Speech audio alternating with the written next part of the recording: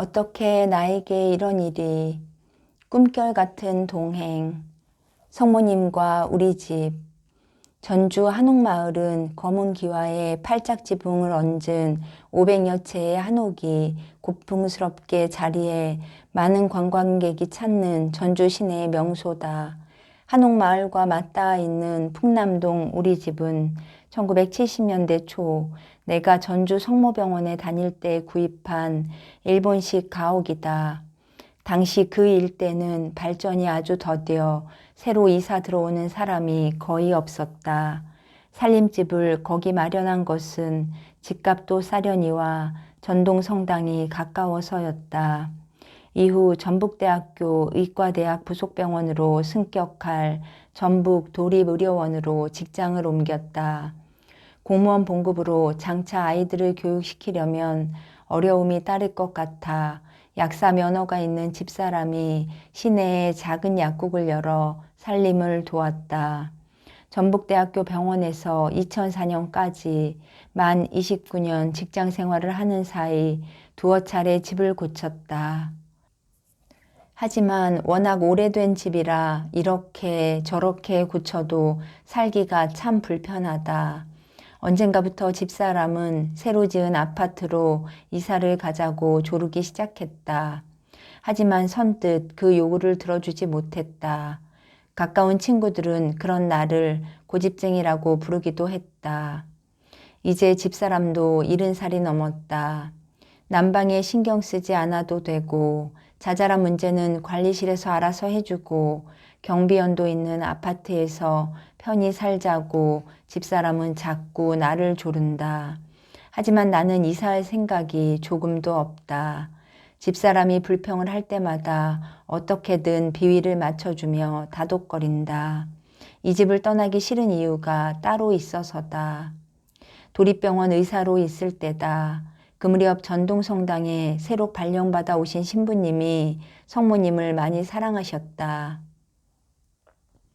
부임 후 얼마 지나지 않아 신부님은 파티마 성모님 상을 성당에 맞이하고 각 가정의 성모님을 모시고 돌아가면서 기도하는 행사를 여셨다. 우리 집도 날짜를 배정받았다. 온 집안을 깨끗이 청소한 뒤 꽃을 꽂고 촛불을 준비해 건넌방 내 책상 위에 정성껏 성모상을 모셨다.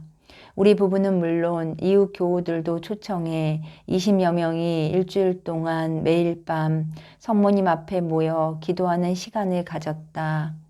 엿새째 기도를 마치고 내일이면 파티마 성모님이 우리 집을 떠나기 전날 밤이었다. 건넌방에 성모님이 계시니 일주일 동안 우리 가족은 큰 방에서 두 아이와 함께 잠자리에 들었다. 그런데 꿈에 책상 위에 계신 성모님이 보이더니 갑자기 용수철처럼 앞으로 툭 튀어나와 방바닥으로 내려오시는 게 아닌가. 깜짝 놀라 벌떡 일어났다. 시계를 보니 새벽 2시였다. 곤히 자고 있는 집사람을 흔들어 깨웠다. 꿈 이야기를 하자 집사람도 놀라는 눈치였다. 무슨 일인지 아무튼 가보자며 두렵고 떨리는 마음으로 손전등을 켜들고 건넌방으로 갔다. 성모님은 책상 위에 그대로 잘 계셨다. 그냥 돌아 나오기가 영 찜찜해서 성모님 상을 자세히 살펴봤다. 구석구석 한참 들여다보다가 나는 소스라치게 놀랐다. 조금이라도 성모님이 몸을 움직이시려면 꿈에서 본 것처럼 앞으로 튀어나올 수밖에 없는 구조였기 때문이다. 성모님 상은 가방처럼 꾸며진 박스 안에 서 계셨는데 허리 뒤쪽이 흰색 나사로 겉 박스와 단단히 연결돼 있었다. 앞쪽만 트여 있어 여닫이 문으로 열었다 닫았다가 가능했다. 박스를 가방처럼 꾸민 건 한 가정에서 기도회가 끝나면 다른 집으로 옮겨야 하니 이동의 편리를 위해서인 듯했다. 옮기는 도중 자칫 흔들려 성모님 상이 파손되는 걸 막으려고 나사로 박스와 성모님 상을 단단히 연결하고 나사가 눈에 잘 띄지 않도록 흰 페인트를 칠했던 것이다. 성모님이 내일 떠나시기 전에 우리 집 곳곳을 둘러보시려고 나사못을 풀고 용수철처럼 튀어나오셨구나 하는 생각이 들었다. 가슴이 마구 떨렸다. 그때부터 내 마음속에서 우리 집은 성모 마리아의 집이 됐다. 집사람이 아파트로 이사를 하자고 아무리 졸라도 나는 성모님이 우리 집을 둘러보셨던 게 마음에 남아 이 핑계 저 핑계 대며 무마해 왔다. 집사람이 남편의 옹고집을 잘 참아줘 감사하는 마음이다. 풍남동 우리 집에서 40여 년을 사는 동안 내 아이 무탈하게 잘 키워 시집 장가 다 보냈다. 우리 부부도 건강에 큰 문제 없이 신앙을 지키며 살아가고 있다. 성모님의 깊은 사랑과 축복 때문이라고 믿는다.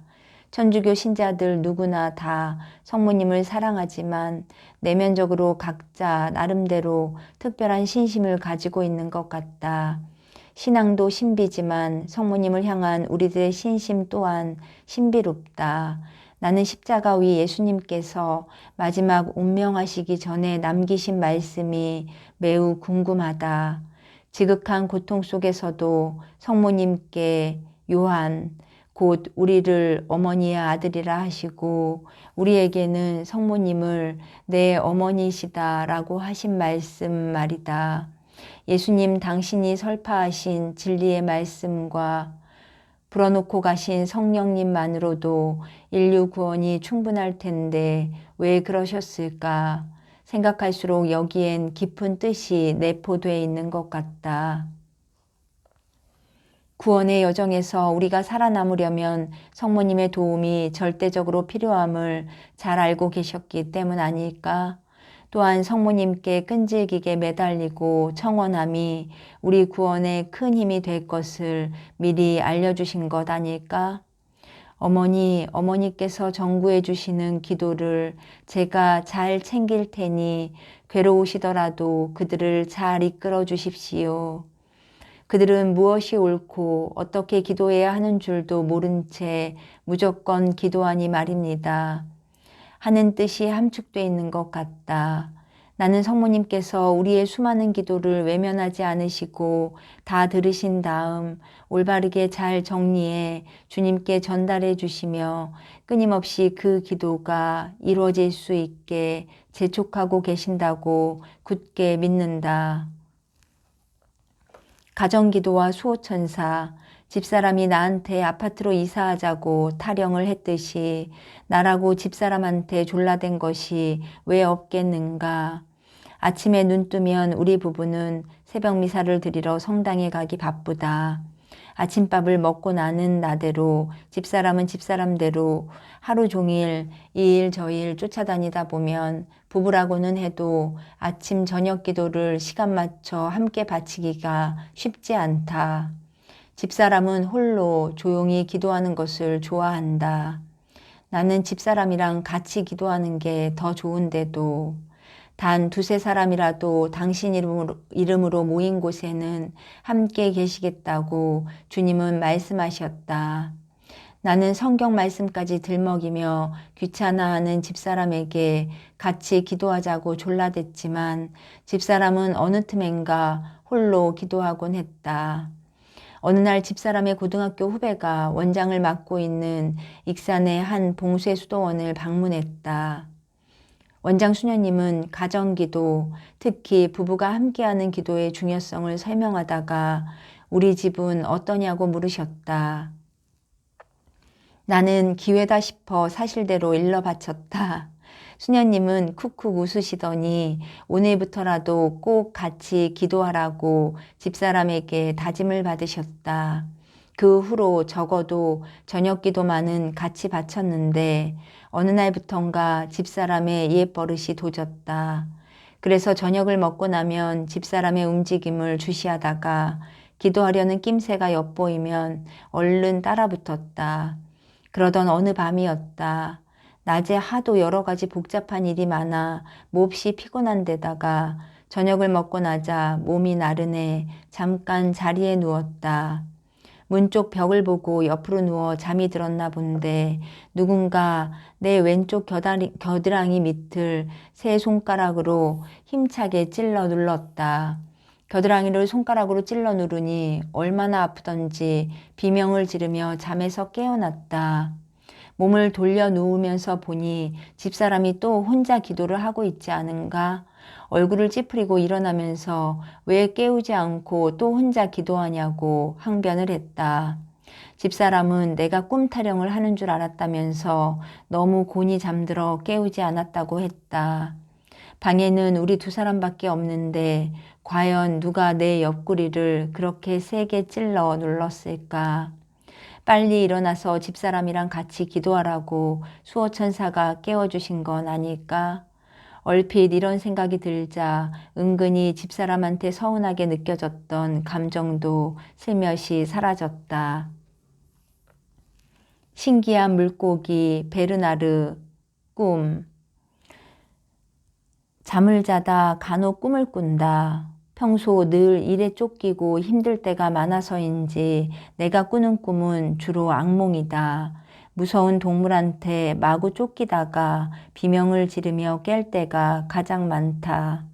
소중한 물건을 어디 두었는지 몰라 쩔쩔매며 찾거나 여행길에 사랑하는 사람을 잃어버리고 진땀을 흘리며 사방을 헤매기도 한다. 자동차를 어디에 세워뒀는지 몰라 허둥대는 꿈도 꾼다. 참으로 시원하고 아름답다 싶은 꿈은 거의 꾼 적이 없다. 특별한 예외가 있었다. 너무 신기해서 날짜도 적어 놓았다. 1991년 8월 24일 새벽이었다. 경치가 아름다운 강에 다리가 놓여 있었다. 다리 위에서 눈부시게 파란 강물을 내려다보니 한 어부가 조정 경기 때 쓰는 것 같은 기다란 배를 저으며 줄낚시를 하고 있었다. 카메라가 있다면 한컷 찍고 싶을 만큼 너무나 아름다운 장면이었다.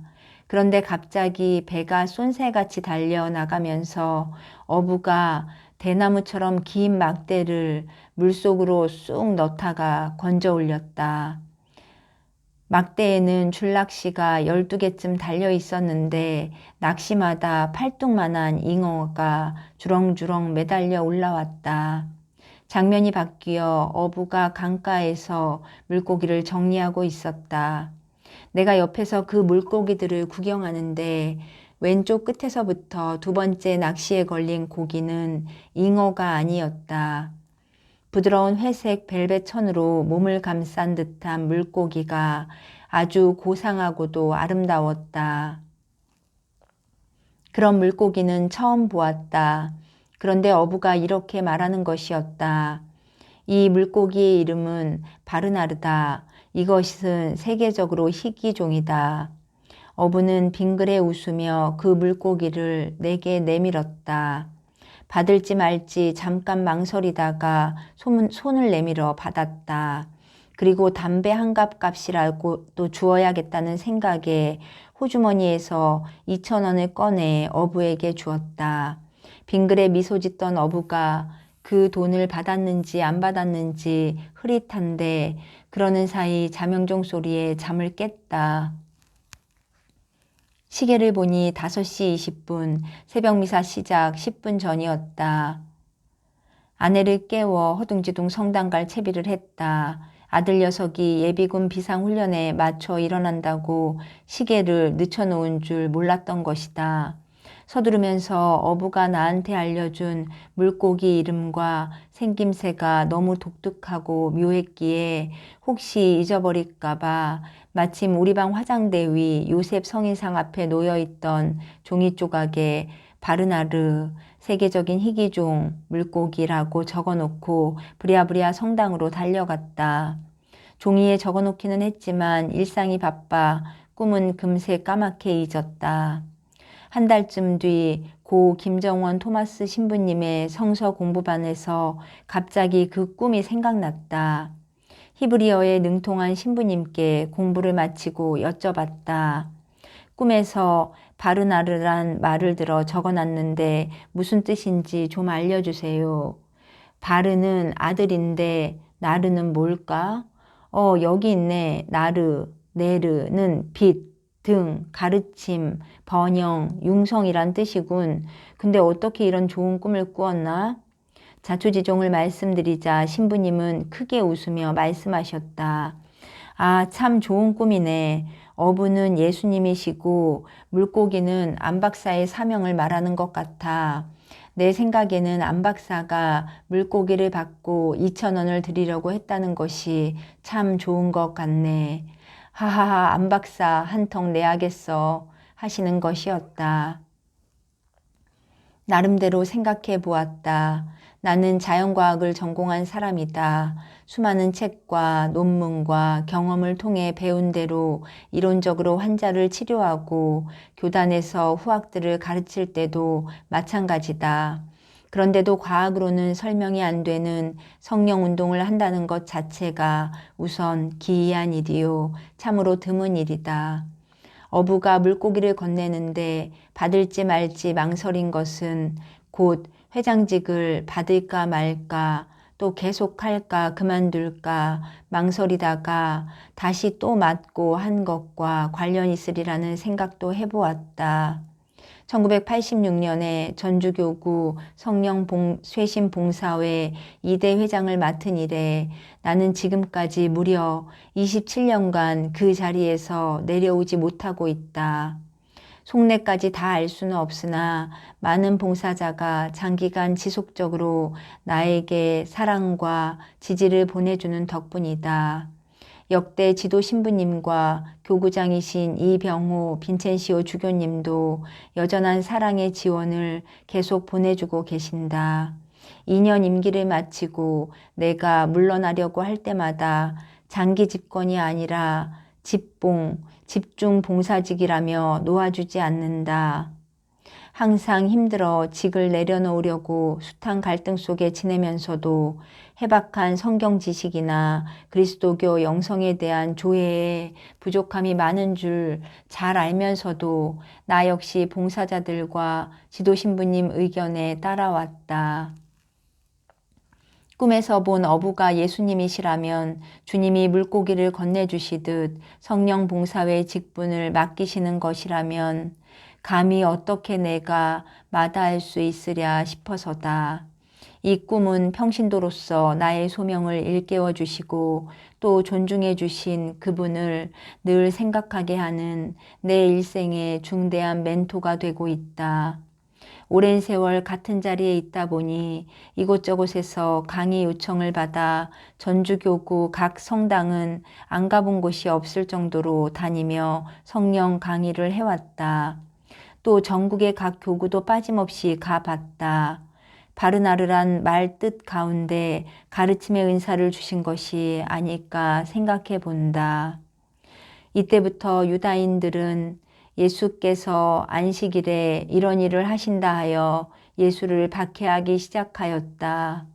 그러나 예수께서는 그들에게 내 아버지께서 언제나 일하고 계시니 나도 일하는 것이다 하고 말씀하셨다. 요한복음 5장 16절에서 17절. 잘 들어라. 누구든지 사람들 앞에서 나를 안다고 증언하면 사람의 아들도 하느님의 천사들 앞에서 그를 안다고 증언하겠다. 루카복음 12장 8절.